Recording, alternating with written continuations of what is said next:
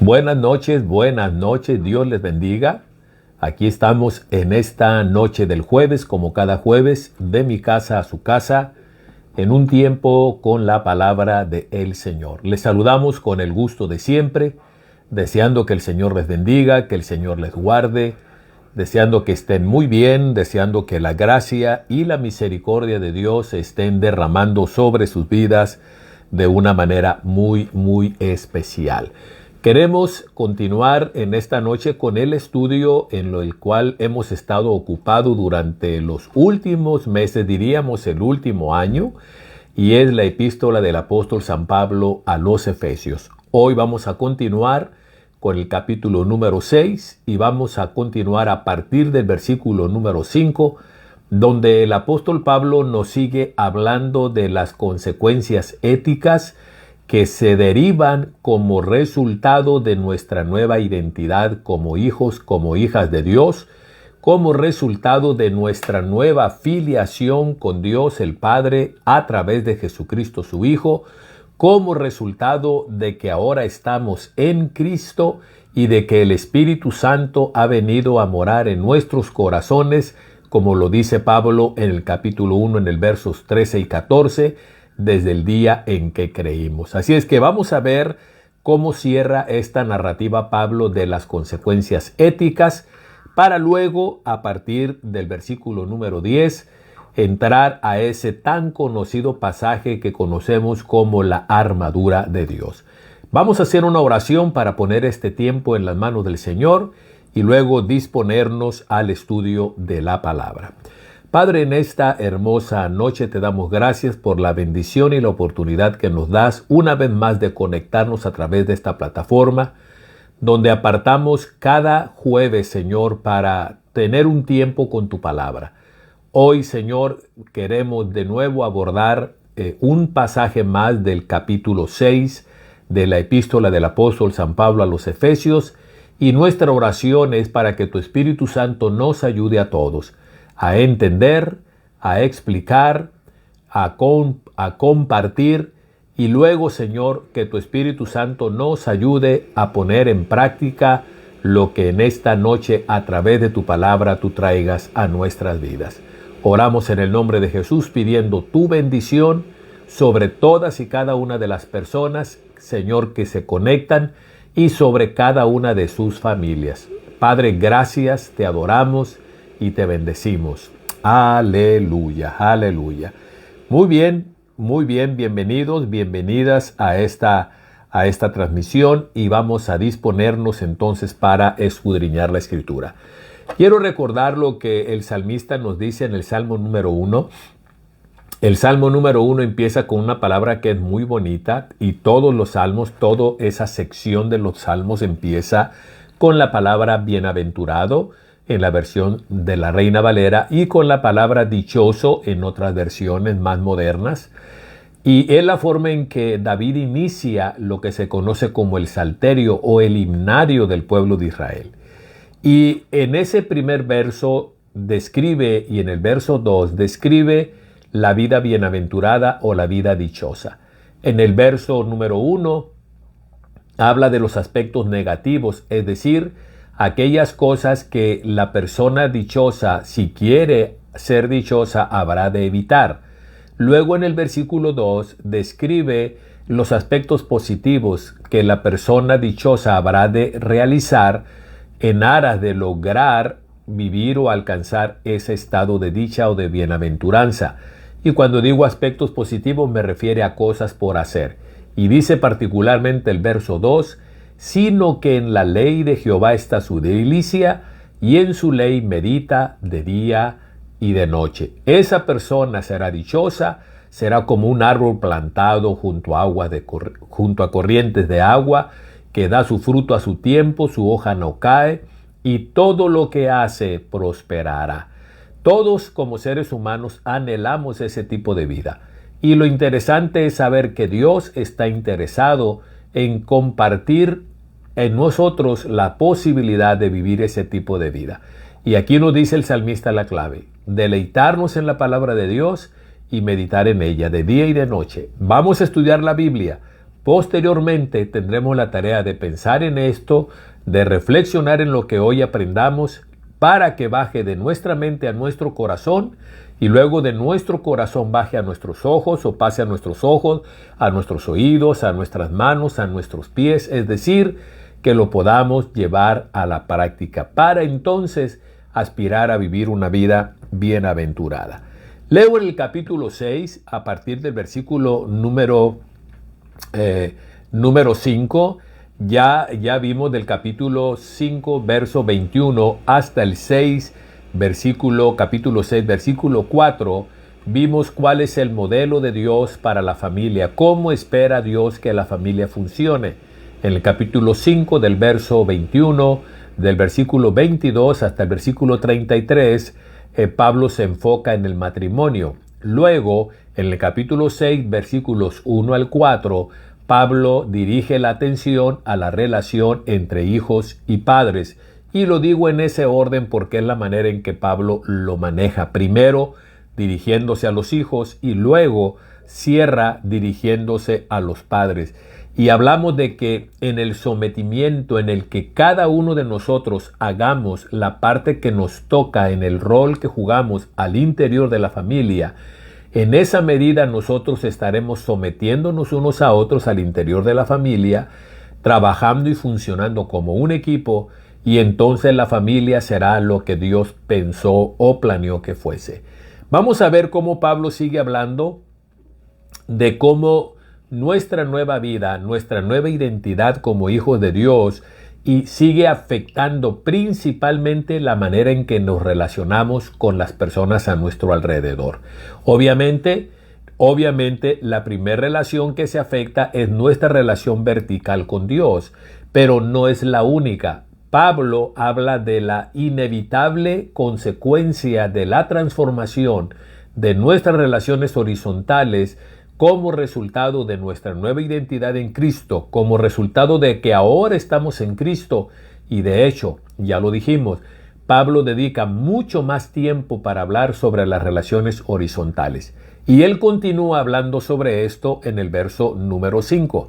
Mire cómo lo dice la Biblia. Leo como base la Reina Valera y luego consultamos las otras versiones con el propósito de ganar luz donde sea necesario.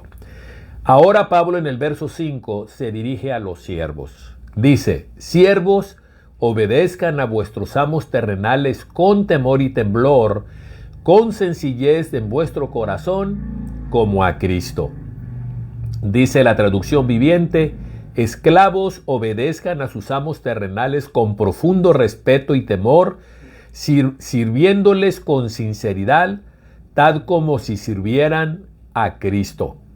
Dice el verso 6, no sirviendo al ojo como los que quieren agradar a los hombres, sino como siervos de Cristo de corazón, haciendo la voluntad de Dios. Verso 7, sirviendo de buena voluntad como al Señor y no a los hombres, sabiendo que el bien que cada uno hiciere, eso recibirá del Señor, ya sea siervo o sea libre. Voy a leer los versos 6 al 8 en la Nueva Traducción Viviente. Dice: traten de agradarlos todo el tiempo, no solo cuando ellos los observan. Como esclavos de Cristo, hagan la voluntad de Dios con todo el corazón. Trabajen con entusiasmo, como si lo hicieran para el Señor y no para la gente. Recuerden que el Señor recompensará a cada uno de nosotros por el bien que hagamos, seamos esclavos o seamos libres.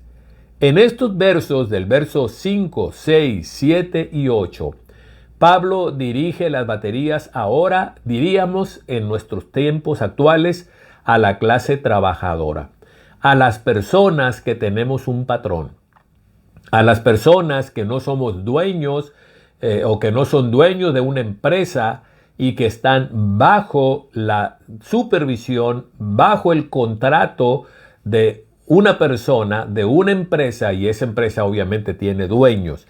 Se dirige a la clase trabajadora, a los empleados. Y en este sentido es importante que de alguna forma Pablo está estableciendo una ética en cuanto al trabajo. ¿Cómo debemos de ser nosotros como gente que es empleada, como gente trabajadora? Ahora, yo puedo ser dueño de mi empresa, puedo ser un prestador de servicio, pero en el momento en que una persona me contrata para recibir mi servicio, en ese momento, durante el periodo de tiempo que le estoy prestando mi servicio, sea cual sea, si soy electricista, tengo mi propia empresa, soy mi propio patrón. Pero al momento de que alguien me contrata para hacer un trabajo en su casa, en ese momento, por ese periodo de tiempo, me convierto en su empleado y él se convierte en mi patrón por el hecho de que él es el que va a pagar el importe del trabajo que yo realice. Y está hablando entonces a ese nivel de relación, una relación a la cual creo yo el grueso de las personas a las que me dirijo no podemos escapar. Todos en algún punto somos o empleados o prestadores de servicio. De ahí entonces que estamos bajo una responsabilidad laboral donde Pablo en estos versos regula la ética cuando estamos en esa relación. Y aunque aquí usa una figura y que es muy, diríamos, ofensiva, esa es la palabra para el tiempo actual, usa la palabra siervos en la versión Reina Valera y en la versión de la Nueva Traducción Viviente y en la Nueva Versión Internacional usa la palabra esclavo o los sustantivos esclavos en lugar de siervo. La verdad es que siervo se oye menos ofensivo que la palabra esclavo, pero al final es lo mismo. Viene del griego doulos, de donde se traduce como siervos o como esclavos. Para tener una idea clara, la palabra esclavos es más descriptiva de la palabra doulos que la palabra siervo. Muy bien. Entonces, ¿cuál habrá de ser mi relación como trabajador? ¿Qué es lo que me pide Pablo como trabajador o como alguien que está prestando el servicio? Mire, esto lo he comentado muchas veces en otros escenarios, en otros espacios. Como pastor lo he enseñado en la iglesia, que nosotros como trabajadores, como empleados y como prestadores de servicio debemos de ser los mejores. Debemos de ser los mejores. Que si alguien nos califica, que si nuestro jefe nos ha de calificar en nuestro desempeño y que la persona a la que le prestamos el servicio califique nuestro desempeño, nos califique con un 100 o como se dice por acá en Estados Unidos, con una A más o una A plus, es decir, somos trabajadores excelentes, extraordinarios o somos prestadores de servicio de primera línea. Es importante que nosotros entendamos eso. ¿Y cuál es el punto que Pablo utiliza como referencia para que seamos excelentes? Y es que nosotros debemos de hacerlo, número uno, de todo corazón, como si se lo hiciéramos a Cristo. Mire qué punto de referencia usa Pablo a la hora de establecer el criterio ético y la responsabilidad y la calidad con que yo debo de desempeñarme como trabajador o como prestador de servicio. Debo de hacerlo como a Cristo. En la epístola a los Colosenses, que es una epístola que se parece muchísimo a la epístola a los Efesios, Pablo en el capítulo 3, en el verso 23 dice que nosotros debemos de hacer todas las cosas como si se las hiciéramos a Cristo. Todo lo que hagan, háganlo como para el Señor. Y eso incluye, obviamente, mi desempeño laboral. ¿Cómo es nuestro desempeño como trabajadores? Espero que nosotros como cristianos, que tú como cristiano trabajador, seas prestador de servicio o empleado, puedas ser hallado en este punto y podamos ser hallado en ese punto. Yo como predicador, yo como maestro, como consejero en un momento dado, cuando me desempeño en las diferentes funciones ministeriales, yo debo de hacerlo teniendo esto en mente, como que lo estoy haciendo para Cristo. De ahí entonces que lo voy a hacer con respeto, lo voy a hacer con sencillez, lo voy a hacer con todo mi corazón y como dice el versículo 7 en la traducción viviente, trabajando con entusiasmo, lo voy a hacer de buena gana, de buena gana. Todos esos adjetivos que describen la forma de nuestro trabajo, es importante que nosotros lo tengamos en mente. ¿Cómo debo de desempeñarme entonces en mi trabajo? Como si lo que estoy haciendo lo haga para el Señor. Y luego Pablo en Colosenses, además de coincidir aquí textualmente que todo lo que haga, lo haga como para el Señor, como si se lo estuviera haciendo a Jesús, como si Jesús me hubiera contratado. Mire cuál es la ética del trabajo en la Biblia. En la ética del trabajo, a la luz de la Biblia, encontramos esto, que todo servicio que ofrecemos, en última instancia, se lo estamos ofreciendo a Dios. De ahí entonces, que todo trabajo que hacemos, todo servicio que prestamos, se convierte en un ministerio. En ese sentido, lo voy a poner ahí entre comillas, ministerio, porque el concepto que tú y yo tenemos de ministerio está relacionado solamente con actividades de tipo espiritual.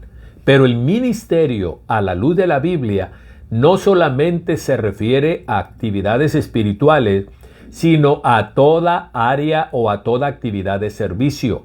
Porque recordemos que la palabra ministro, diáconos, se traduce como servidor.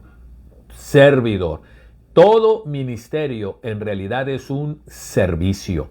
Eso lo dijimos cuando estuvimos hablando del capítulo 4 acerca de los dones del Espíritu, ¿verdad? Que Pablo dice que los dones del Espíritu han sido dados, el profeta, el apóstol, el evangelista, el maestro y el pastor. Son ministerios que son dados para equipar, preparar, habilitar, dotar a los santos, a los miembros de la iglesia, para que los miembros de la iglesia realicen la obra del ministerio. Pero repito, ministerio tiene que ver con toda obra de servicio, no solamente la espiritual, que como iglesia regularmente nosotros englobamos el servicio y el ministerio solamente en el aspecto de las necesidades espirituales. Pero aquí Pablo amplía el panorama y dice que lo que yo hago como trabajador o prestador de servicio en realidad se convierte en una obra que yo realizo para Dios. ¿Se da cuenta? Entonces no tenemos escapatoria. Pablo además decía ahorita en Colosenses, dice esto. Dice, todo lo que hagan, háganlo como para el Señor, como si se lo estuviéramos haciendo a Él. Y luego dice también, agrega, todo lo que hagan, háganlo en el nombre del Señor. Decir en el nombre del Señor significa háganlo como si Jesús lo estuviera haciendo. ¿Cómo se desempeñaría Jesús en el trabajo que tú haces? ¿Cómo prestaría Jesús el servicio que tú estás prestando? ¿Cuál sería su actitud? ¿Cuál sería la calidad del trabajo? El empeño que colocaría, que pondría en el trabajo Jesús. En estos dos versos que están en Colosenses, uno encuentra el punto de referencia donde uno llega a una conclusión. Somos llamados definitivamente a hacer las cosas con excelencia, porque todo lo debo de hacer como para Jesús y todo lo debo de hacer como si Jesús lo estuviera haciendo. ¿Cuál es entonces la conclusión? Debo de hacer mi trabajo como empleado y como prestador de servicio o prestador de servicio con excelencia, como para el Señor, no como para los hombres. Trabajar no solamente cuando me están viendo, también lo menciona aquí, sino sabiendo que el Señor, al final, a quien les estoy prestando el servicio es al Señor. Aquí en Estados Unidos se trabaja por horas y la mayoría de las empresas asignan un tiempo para la comida, para el lunch, ¿verdad? Pero ¿cómo gastamos nosotros? ¿Realmente le estamos dando a la empresa las 8 horas? Bueno, Cada uno de nosotros debemos de examinarnos los que estamos trabajando bajo ese régimen. Y si soy un prestador de servicio, no tengo ¿cuál sería? La misma supervisión tan estricta de 8 horas y tiempo para el lunch, pero sí debo de cuidar que mi servicio prestado tenga la característica o el sello de la excelencia. Entonces, ahí estamos. Esta es la ética del trabajo que la Biblia enseña. Obviamente aquí podríamos desviarnos y tomar mucho tiempo para hablar cómo es posible que Pablo hable a los esclavos y les dé orientación a los siervos para que se desempeñen de esa manera en sus responsabilidades laborales, y dando a entender de que en lugar de eso Pablo debería de decir que se acabe, que sea abolida la esclavitud. Bueno, en este tiempo, en el tiempo de la Biblia, un esclavo no tenía la connotación que tiene en el tiempo actual. Si bien es cierto, la crueldad y el trato inhumano hacia los esclavos ha estado presente desde siempre, debemos de entender algo, que en el tiempo grecorromano, incluso los médicos, los administradores, los contadores, los mayordomos, gente que tenía una altísima posición de confianza y una tremenda y excelente relación con los amos, ellos eran vistos como esclavos o como siervos, médicos, abogados. Entonces la palabra se usa, diríamos en términos actuales, para todos los trabajadores y para todos los prestadores de servicio. Entonces, con esta explicación en general, nosotros por eso es que estamos usando este pasaje para hablar específicamente sobre la ética del trabajo.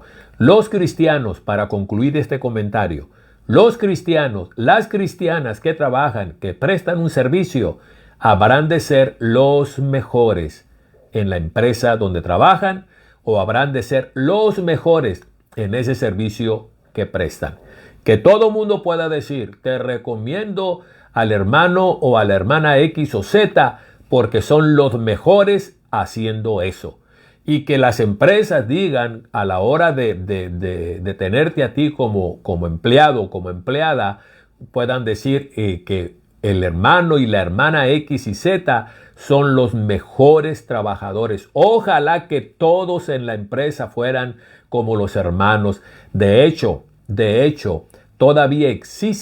todavía tenemos la reputación de honestidad, honorabilidad, de trabajo honesto. Los cristianos, todavía en muchas empresas, el ser cristiano se convierte en una tremenda recomendación para que seamos contratados. Y ¿sabe algo? Necesitamos mantener esa reputación, que no sea solo reputación, sino que siga siendo un hecho. Los cristianos son los mejores trabajadores, los más honestos, los más dispuestos, los que rinden más, que no le hacen al loco, que cuando ofrecen un servicio lo ofrecen al 100, y que cuando están trabajando en sus 8 horas de trabajo, están trabajando las 8 horas de trabajo. Son entusiastas, lo hacen de buena gana, lo hacen de todo corazón, porque ellos tienen la filosofía y la ética del trabajo, de que en última instancia el trabajo es una manera de honrar a Dios, de servir a Dios y de servir a la gente. Así es que en este punto nos coloca el apóstol Pablo. Ahora, si eso es cierto del trabajo o del servicio que prestamos hacia nuestros patrones o hacia las personas que nos contratan, con más razón, estas actitudes habrán de estar y habrán de prevalecer cuando hablamos del servicio cristiano. Cuando hablamos del ministerio en asuntos de la vida espiritual. ¿Cómo debo de ser mi actitud como músico, como predicador, como maestro? El ministerio que realizo en la iglesia, ¿cómo deberá de hacerse? Pues si yo debo de ser un carpintero que haga su trabajo de esa manera, como empleado o como prestador de servicio, pues como pastor, con mayor razón. Si el trabajo secular, que nosotros hemos acuñado ese adjetivo secular, en la Biblia no hay tal cosa como trabajo secular y trabajo espiritual. Todo lo que el creyente hacemos cae en la categoría de espiritual. Todo, absolutamente todo cae en la categoría de espiritual. No hay ¿cómo se dice? Tal dicotomía. No hay tal divorcio en la Biblia. Entonces, y este ejemplo del trabajo es el más claro. Luego, después de que Pablo establece la ética del trabajo para los empleados y para los prestadores de servicio, luego Pablo dirige su atención hacia los amos, Y a los amos o a los empleadores, Pablo le dedica solamente un versículo, solo un versículo. Y en este versículo uno diría, no se vale, le dedica el 5, el 6, el 7 y el 8, 4 versículos a los trabajadores y a los empleados y solamente un versículo a los empleadores o a los que contratan mi servicio. Y dice lo siguiente, ustedes amos, hagan con ellos lo mismo, es decir, trátenlos con respeto. Se fija, todos los mismos adjetivos que se mencionan arriba, las actitudes que se destacan con respecto a mi persona como trabajador o prestador de servicio, es lo mismo que Pablo menciona para los empleadores. Solamente que Pablo no hace la lista, solamente dice, y ustedes amos, hagan con ellos lo mismo, todo lo que dijo arriba. Entonces, Pablo se está dirigiendo obviamente al pueblo de Dios. ¿Cómo deben de ser los trabajadores cristianos? Ahí está. ¿Cómo deben de ser los amos o los empleadores cristianos? Bueno, deben de tener la misma actitud.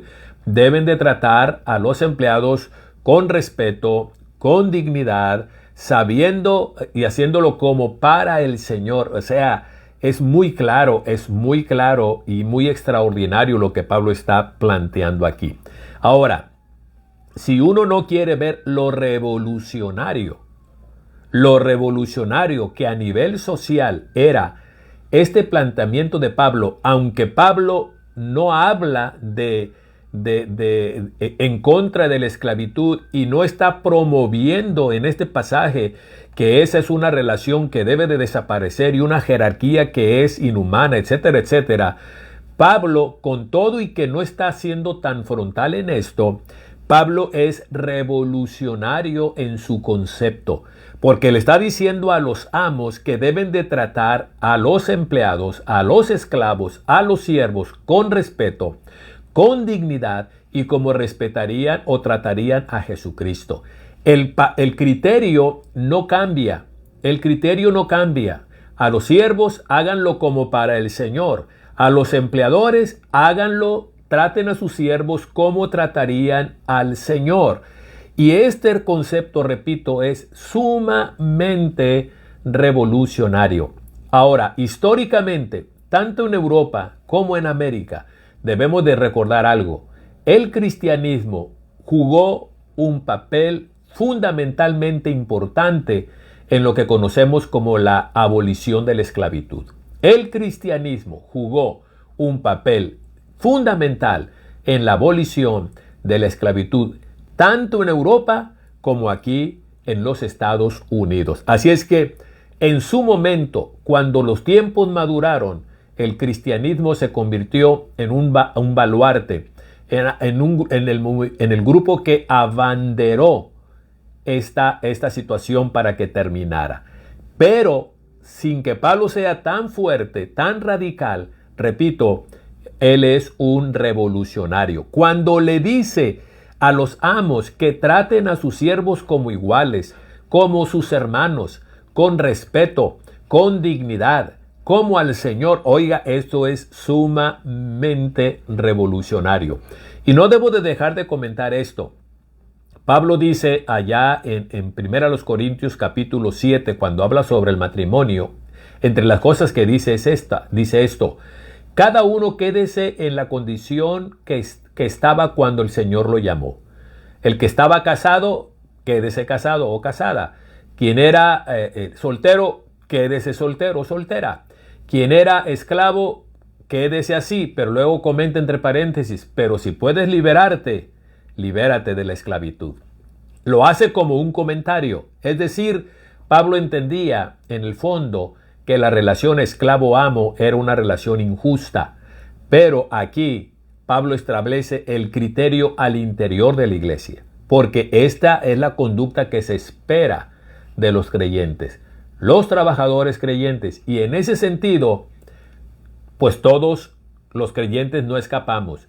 Nuestro patrón no es cristiano, pero el criterio y la ética está establecida, aunque mi patrón no sea cristiano. Si yo soy patrón, está establecida la ética, cómo he de trabajar y de tratar a mis empleados. Debo de ser el mejor jefe, debo de ser el mejor patrón, debo de ser el más considerado, debo de ser el que mejores condiciones laborales y de pago tenga para mis trabajadores. Eso sería la ética del trabajo para los cristianos que son empleadores. Déjeme decir esto, me voy a atrever a decir esto. La Ley Federal del Trabajo en México establece las condiciones o regulan los aspectos mínimos que deben de respetar los empleadores. No los máximos, los mínimos. Y nosotros como empleadores cristianos, yo no soy empleador cristiano y alguien pudiera decir, sí, como tú no estás en esa situación, te resulta fácil decir. Pero me voy a aventurar a decir, la Ley Federal del Trabajo establece las obligaciones mínimas que yo tengo como patrón, como empleador. Pero como cristiano, la Ley Federal del Trabajo debería de quedarme chiquita. Y yo debería de estar por encima. No moverme en el mínimo, es decir, en aquello que la ley no me da margen de bajarme, sino que la ley me permite el mínimo y no puedo bajarme de ahí, pero como cristiano, yo debería de ser capaz y de tener la actitud de estar arribita, cuando menos arribita. Un escalón, 1 centímetro no le hace, pero arribita de lo que la Ley Federal del Trabajo me dice con respecto a cuáles son los derechos de los empleados y cuáles son mis obligaciones y mis responsabilidades como patrón. Dicho esto, concluyo con esta narrativa y de esta manera el apóstol Pablo en el versículo 9 del capítulo 6, Pablo concluye en esta epístola en particular hablándonos sobre las consecuencias éticas y las consecuencias morales, conductuales que nosotros como iglesia habremos de manifestar en todos los sentidos, en nuestra vida práctica, en nuestra relación horizontal con la gente, que es lo que más enfatiza, y sobre todo nuestra relación vertical con Dios. Voy a insistir en este punto. Nosotros tenemos muy claro que ser cristiano afecta profundamente la forma en que nos relacionamos con Dios. Eso lo tenemos muy claro.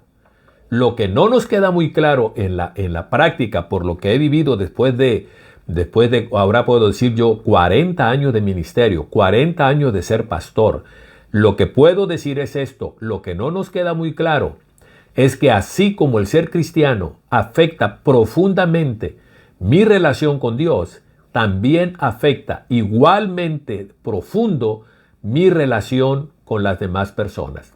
Y la relación más importante aquí abajo de la tierra es para los casados nuestra relación con nuestro cónyuge. Nuestra relación con Dios debe de afectar directamente proporcional nuestra relación con nuestro cónyuge. Y digo, mi relación con mi cónyuge. El asunto de la relación de mi cónyuge conmigo no es mi asunto, es asunto de mi cónyuge. Lo que está en mi control es mi relación con mi cónyuge, mi relación con mi esposa, mi relación con mis hijos, mi relación con la gente que está bajo mi cuidado, hablando en mi posición como pastor, mi relación con mis empleadores, con mis compañeros de trabajo, etcétera, etcétera. Así como ser cristiano afecta profundamente mi relación con Dios, también afecta profundamente, dice Pablo, mis relaciones horizontales. Y eso lo debo de tener en claro. Es que yo estando bien con Dios, lo demás no me importa. No es la forma de pensar de la Biblia. Yo debo de estar bien con Dios. Y al estar bien con Dios, eso me va a llevar, por default, me debe de llevar a tener una buena relación horizontal. Y por eso es que Pablo dice en Romanos capítulo 12 lo siguiente. En cuanto dependa de ti, vive en paz con todos. Es decir, vive con relaciones saludables con todo. Pero Pablo dice en cuanto dependa de ti. Porque entendemos que hay relaciones que no pueden ser buenas por mucho que uno se esfuerce. Porque la relación es asunto de dos. Ahora, Dios es nuestro mejor ejemplo. Dios ha hecho lo máximo por lograr una relación buena con cada hombre y con cada mujer. Mandó a su Hijo Jesús a morir en la cruz del Calvario. Todos los días nos bendice. Todos los días nos da manifestaciones de su gracia y de su cuidado. Sin embargo, tú y yo sabemos que el grueso de la población mundial no ha decidido o no ha respondido de la manera que se esperaría a todo el amor y todo lo que Dios ha hecho para arreglar su relación con el ser humano. El grueso de la población del mundo todavía vive enemistado con Dios. Dios ha hecho todo por amistarse con nosotros, pero la parte que nos toca a nosotros no la hemos realizado. Y en ese mismo sentido, Pablo dice en Romanos 12, en cuanto dependa de ti, vive en paz con todas las personas. Si hay una relación que de plano no hay armonía, que no sea por ti, que no sea por mí como cristiano, que sea porque a pesar de todo lo que yo hago, la otra persona no responde. Y la forma más extraordinaria, más gráfica en que Pablo ilustra esta actitud que debe de haber en nosotros, es cuando él dice, no devuelvas mal por mal. Cuando te hagan un mal, tú regresa un bien a la persona. Venzan con el bien el mal. Esa palabra de Pablo, ahí en Romanos 12, establece entonces este punto. Lo grande, lo importante y el gran valor que la Biblia le asigna a nuestras relaciones horizontales. Son tan importantes nuestras relaciones horizontales que para Juan, el evangelista, para Juan el apóstol, en sus epístolas, él dice entre otras cosas lo siguiente. La prueba de que tenemos comunión con Dios, la prueba de que amamos a Dios, es que amamos a la gente.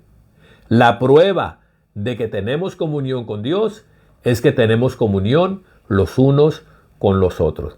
Vivimos en comunidad, vivimos en compañerismo. Entonces, cuando uno lee las epístolas de Juan, uno se da cuenta entonces el tremendo valor e importancia que Dios le da a las relaciones horizontales. Y creo que ya no puedo ser más insistente o más enfático en esta verdad. Al final, déjeme preguntarte, ¿cómo se dará cuenta la gente de que nosotros somos cristianos? ¿Cuál se convierte en la máxima evidencia para una persona no cristiana que tú y yo somos cristianos? ¿Cuál es la máxima evidencia que podemos dar al mundo de que la iglesia de Jesucristo somos la respuesta y la solución al mundo con todos sus problemas? ¿Cuál es la máxima evidencia? ¿Que leemos la Biblia? ¿Que nos conectamos los jueves para estudiar? ¿Que vamos a la iglesia el domingo cuando vamos? ¿Cuál es la máxima evidencia? Ninguna de esas. La máxima evidencia es la forma en que vivimos, cómo nos tratamos al interior de la iglesia, cómo es nuestro compañerismo y nuestra convivencia, cómo es nuestra relación como matrimonios y como familia, y cómo tratamos a la gente de afuera. Al final, para el mundo, eso se convierte en definitivo. Eso se convierte en la prueba contundente. Cómo nosotros nos relacionamos al interior de la iglesia como comunidad de fe, al interior de la familia, como padres, esposos, como hijos, como hermanos, y luego cómo nos relacionamos con la gente en general. Al final, eso se convierte en la prueba contundente de que realmente el cristianismo hace una diferencia. No qué tan bonito cantamos, no qué tan bien explicamos la Biblia, o qué tanto la leemos, o qué tanto tiempo usamos para hacer eso que se llama orar. Todo eso es importante, pero si todo eso no se traduce en lo que acabo de decir, nuestro testimonio hacia la gente, en el testimonio que le estamos diciendo, ser cristiano es la solución. Ser cristiano y tener una relación con Dios asegura tener una relación bien con los demás. Mientras la gente no vea eso, el cristianismo va a seguir teniendo o dejando ese sabor, esa sospecha de que pues aparentemente no es tan bueno como parece. Pero no es que no sea, sino que yo, como cristiano, no me refiero a ti, yo como hijo de Dios no estoy actuando dentro de los parámetros que el Evangelio plantea. No se hace evidente en mí lo que el Evangelio dice de mí, que en Cristo yo soy una nueva creación, que ahora yo me he despojado del viejo hombre y ahora me he vestido del nuevo hombre que es creado según Dios en justicia y santidad de la verdad, etcétera, etcétera, etcétera. No se ve la evidencia de que somos el pueblo de Dios, el pueblo santo, el pueblo escogido, el pueblo diferente, etcétera. Todo eso que tú y yo sabemos, repito, al final, eso se convierte en el testimonio contundente. Que Dios nos ayude a seguir fortaleciendo nuestra relación vertical con Dios, pero que entendamos la repercusión directa que eso habrá de tener en nuestras relaciones horizontales. Yo no puedo incrementar mi vida espiritual y mejorar mi vida espiritual, mi relación con Dios, sin que automáticamente mejoren mis relaciones horizontales. Eso bíblicamente no es posible. Que yo mejore mi relación con Dios y no mejoren mis relaciones horizontales, eso es bíblicamente imposible. Algo está mal cuando yo digo que mi relación con Dios ha mejorado, pero mis relaciones horizontales no acusan el mismo efecto de mejoría. Y cuando digo mejorar mis relaciones, no se refiere a lo que el cambio de la otra persona, porque no es la otra persona la que está mejorando su relación con Dios, soy yo. Entonces, mi relación con las otras personas, empezando con mi esposa, con mis hijos, etcétera. Luego vamos a otros grupos de personas. Si no hay un efecto en esas relaciones, entonces yo tengo que revisar eso que acabo de decir. Estoy mejorando mi relación con Dios. Estoy buscando a Dios hoy más que nunca. Eso se hace evidente por la manera en que nos conducimos ante las demás personas. Como dijo una niña, y punto. Que Dios nos ayude entonces a poder armar el cuadro completo de todo esto que Pablo está hablando. Se da cuenta de lo extraordinario que la vida cristiana plantea que habrá de vivirse. Te das cuenta de lo extraordinariamente revolucionario que es el cristianismo, no desde la política, es decir, no desde el discurso, no desde querer establecer leyes, no desde el papel, sino desde el estilo de vida. Cuando uno va al libro de los Hechos y ve cómo vivía la iglesia del primer siglo, y tengo que hacer este comentario, la iglesia del primer siglo tenía muchos problemas, muchas broncas, tantos problemas como los tenemos en la iglesia del tiempo actual. La razón es la misma. La iglesia de aquel tiempo, como la iglesia de hoy, estaba conformada y está conformada por seres humanos, débiles, frágiles e imperfectos, que estamos en el proceso de ser transformados. Y el hecho de admitir que estamos siendo transformados, estamos declarando algo, que no somos perfectos, que la regamos y que fallamos. Porque si estamos diciendo que estamos siendo transformados, significa entonces que hay muchas cosas que están ahí que no deberían de estar. Pero gloria a Dios que su gracia sigue trabajando en nosotros para ayudarnos a mejorar y ser cada día más como Jesús. Entonces, Era lo mismo en la iglesia del primer siglo, pero era una iglesia que se nos describe en el libro de los Hechos, que por la forma en que vivían, dice que tenían el favor de todo el pueblo. Y el Señor añadía a la iglesia cada día los que habrían de ser salvos. ¿Era una iglesia evangelizadora? Sí. ¿Era una iglesia que compartía de gracia lo que de gracia habían recibido? Sí. Pero al final, el mensaje, el discurso, era avalado por el estilo de vida que la comunidad veía al interior de la iglesia, y luego entonces la gente respondía con gozo y con entusiasmo a la proclamación del Evangelio. Déjeme recordarle cómo es que yo llegué al Evangelio. Yo llegué a una iglesia evangélica por primera vez cuando tenía 13 años de edad. Hasta ese tiempo de mi vida, yo había sido criado en el seno de una familia donde mi madre eran católicos. Y debo de decirles que eran, hasta donde yo recuerdo, eran celosos en ese sentido.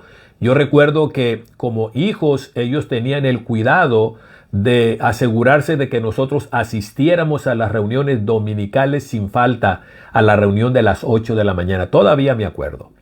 Pero cuando llegué a los 13 años, mi hermano Arturo tiene una experiencia dramática con Jesucristo que cambia su vida, y luego él se dio a la tarea rápido, asumió un liderazgo espiritual importante en casa y empezó a jalar a la familia. Y yo creo que a mí fue uno de los primeros que jaló. Me invitó un domingo a la iglesia, a lo que se conoce como la escuela dominical. Yo llego a la escuela dominical a mis 13 años de edad. Yo tengo un concepto, un marco de referencia religioso espiritual muy claro, muy marcado. Llego a otro contexto completamente diferente, la iglesia de Jesucristo, los hermanos, los aleluyas, como se decía antes. Ahora hasta ese calificativo nos hemos perdido. Ya la gente no se refiere a nosotros en esa manera.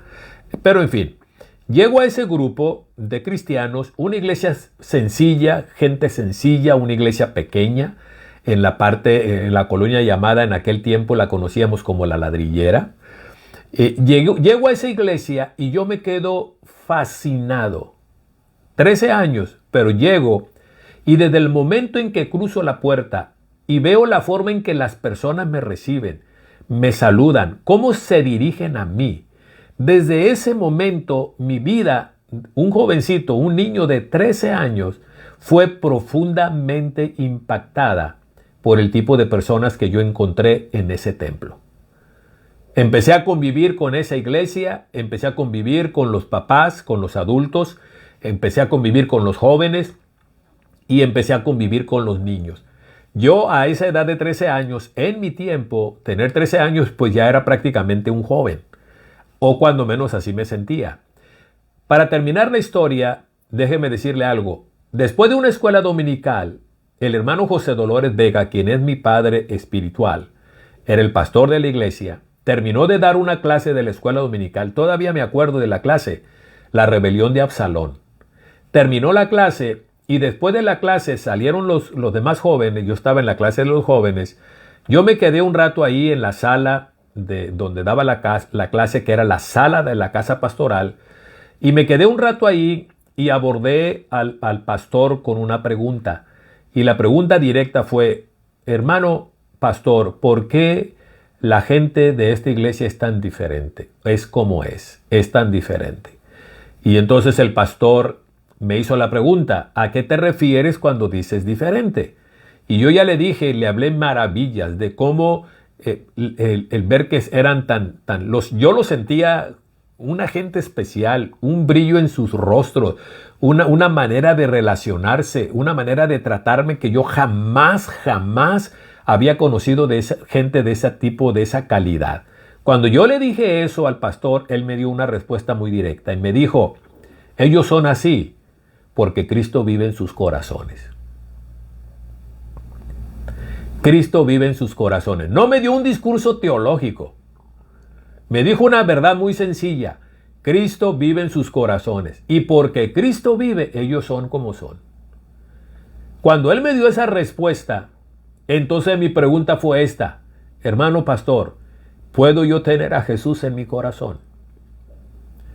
Porque si esa es la razón por la cual ellos son como son, yo quiero ser como ellos son. Y si ser como ellos son, se requiere que yo tenga a Jesucristo en mi corazón. Mi pregunta es, pastor, ¿puedo tener a Jesucristo en mi corazón? Y obviamente la respuesta del hermano fue, claro que sí. El mayor deseo de Jesús es vivir en tu corazón. Terminamos la charla, llegamos al culto de la noche, él predicó, hizo un llamado al altar, yo le pregunté cómo se hace eso, él me explicó brevemente, y en lugar de hacer una oración ahí por mí en la sala de su casa, nos esperamos los dos hasta el culto de la tarde, que se conocía como el culto evangelístico.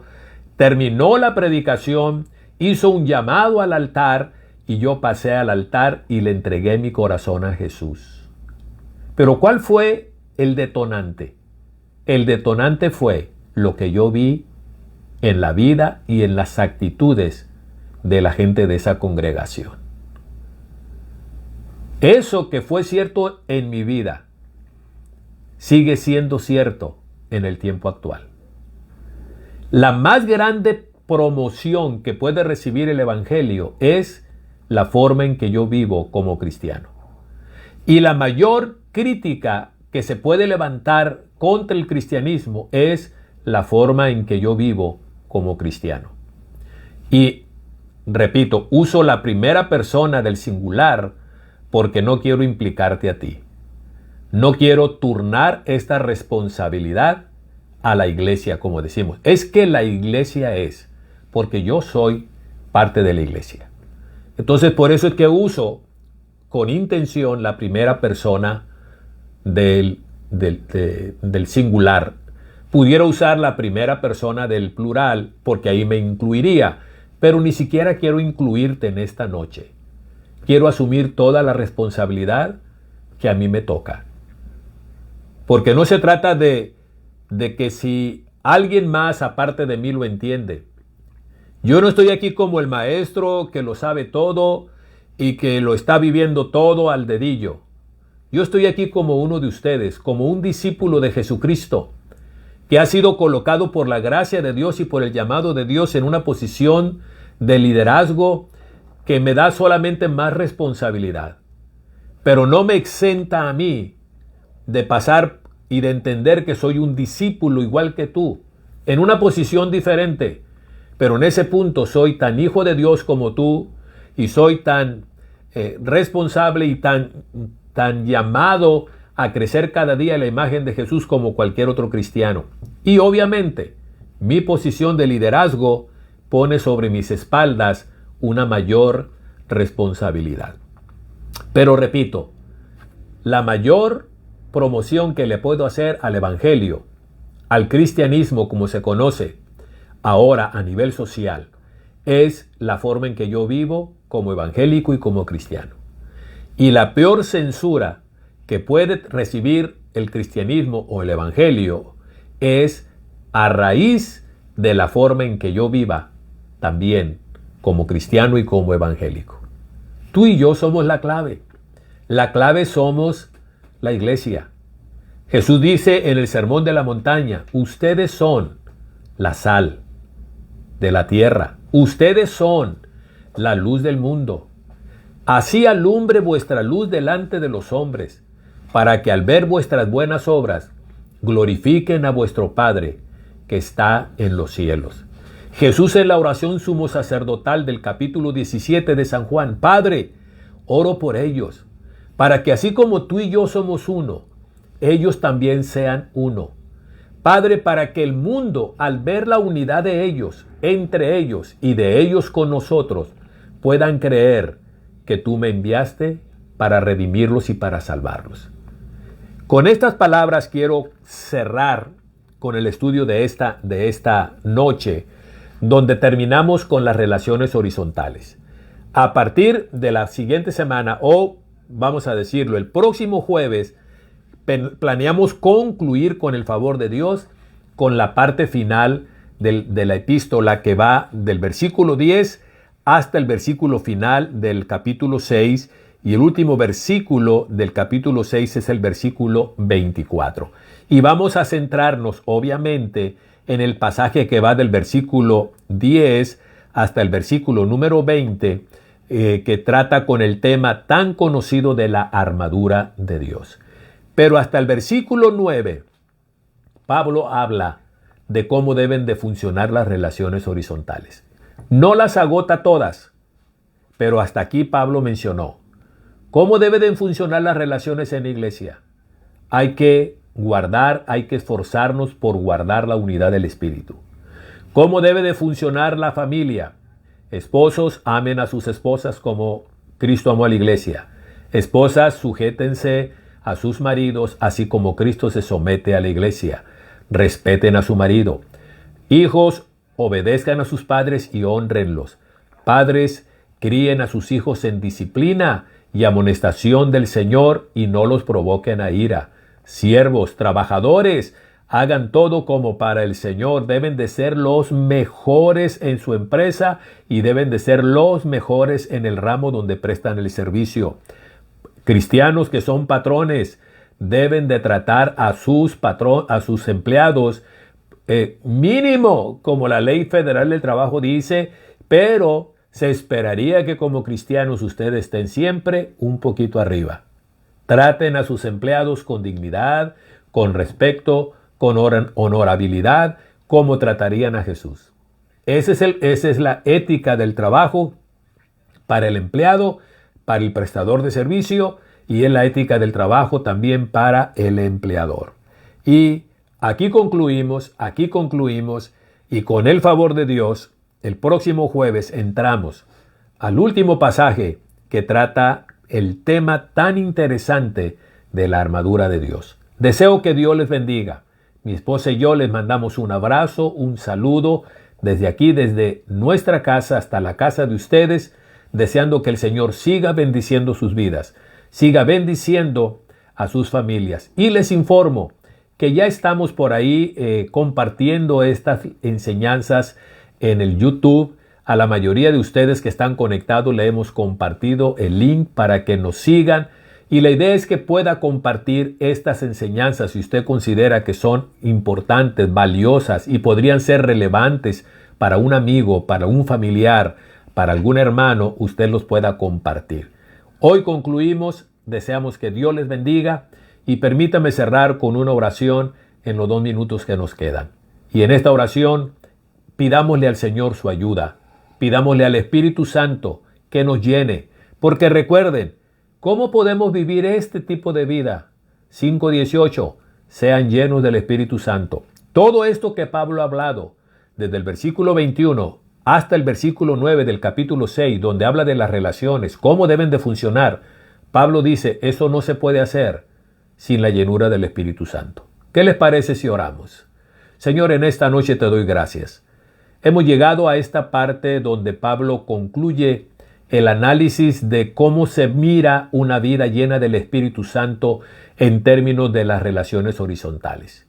Es claro entender que una vida llena del Espíritu Santo tendrá una profundidad significativa en nuestra relación vertical contigo. Pero que no nos detengamos ahí, Señor.